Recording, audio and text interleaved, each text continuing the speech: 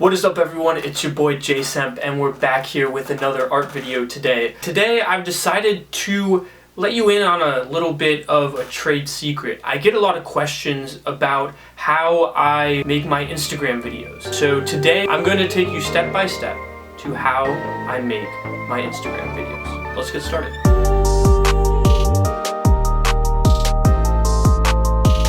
And we are rolling. You can see there I am. We got the setup, but I'm going to turn everything off. So the first thing that I do is try and get a good light source. Now in my little studio space I have this light, so I'm going to turn this on. And what's important is that you get light that can mimic the outside light. So you have a different range. You have some yellow light to white light, and you want to get the white light type bulbs, and that will help get a much clearer shot of your work. The colors will come out a lot better.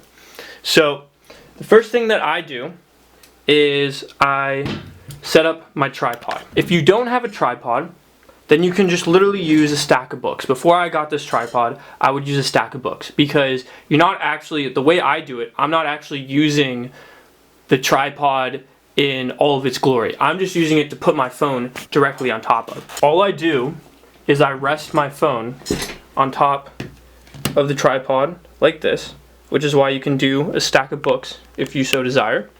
We got tripod, phone on top, lighting. Now the next step is to position whatever you're working on directly below this camera. So what I like to do is I like to first set up the camera. And what I use is just my phone camera. You don't need any fancy equipment. You don't need any, fancy tools, anything. You can start and do this with everything that you have at home already. And then I get my sketchbook or whatever I'm using, and there, I start drawing. We're going to do a little zoom out shot of the setup. It's very simple. Got drawing component, something to put your phone on top of to film, using your phone to film, and then having a light source. Now, I've done this before without having a direct light source. You can use the lights in your room. In my room here, these bulbs are not actually bulbs. They're LEDs, so I can't exchange them for a white light. So that's why I have this set up. Welcome to my computer screen. So the first thing that I'm going to do is airdrop myself the file from my phone, the video file, because if you text it or email it, anything like that, there's a chance that you will reduce the quality of it, and that's not what we want. Now the next step is to create a new file, and the program that you use doesn't matter, because what I'm doing is something very simple, and it's not anything that can't be done even in an app. 20. First thing that I'm going to do is pull this in from my downloads. Since I record it upside down, I'll usually have to do a little rotation, and this is the part where I actually time-lapse it. So I usually condense my drawings into about a 20 to 30 second clip. I'm probably going to do it at a 4,000% speed, get it at 24 seconds, and then I watch it through just to make sure it is smooth. And then what I'll do after this is I'm going to color correct it.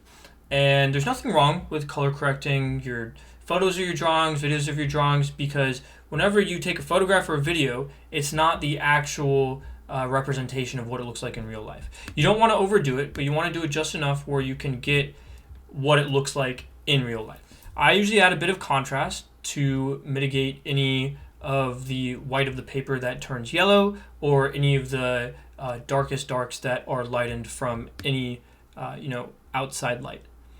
But I don't want to lose too much, so I pull down the highlights while upping the contrast. And then I don't know really how to color balance in Adobe Premiere. I know color editing a lot better in Photoshop, but I just mess with the temperatures, and then I boost up the saturation a bit. And that's pretty much it. Now, what I do is I add a little bit of an extra flair to it at the end by slowing it down a bit so that the viewer can see the final product without the video ending like that, or before I do my reverse thing at the end. So I'll choose the very last clip at the end,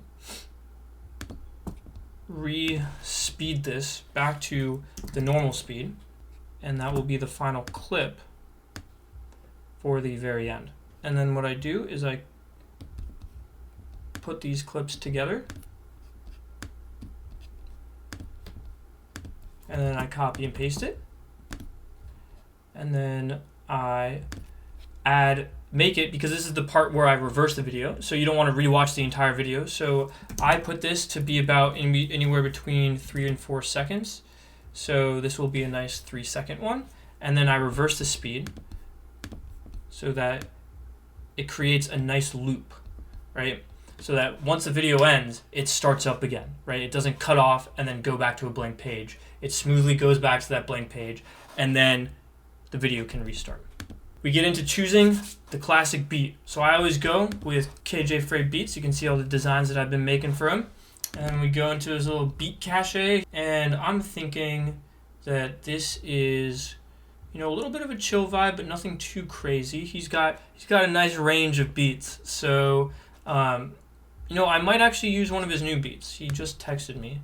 So I just imported one of KJ Frey's new beats, and it's a really good one. So I'm really excited to use it, and it works perfectly with this. I'll put on the screen the art that I made for this. Definitely go check it out. He posted it on his YouTube channel. He posted it on his Instagram. So it's all good stuff. And then I give it a nice little playthrough.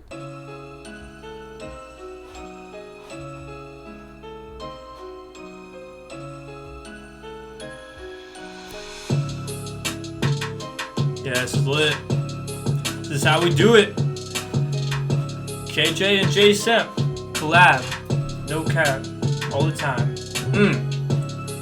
Alright, so then I do a nice little export, and I do a nice little cropping. Cropping is big when it comes to your art, because you want the main focus of your post to be the art. You don't want there to be anything to distract or anything to take away from the art itself.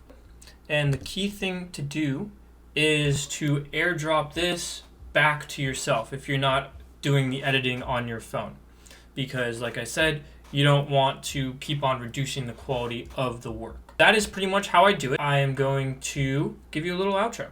So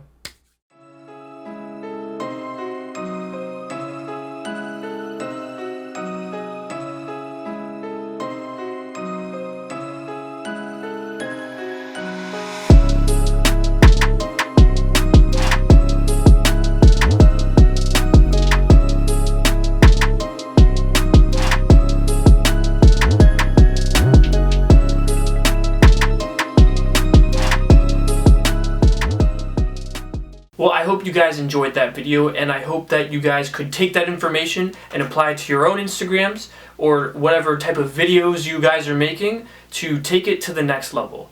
If you haven't already, please consider subscribing, and if you're feeling kind, gently tap that like button. And as always, thank you for watching.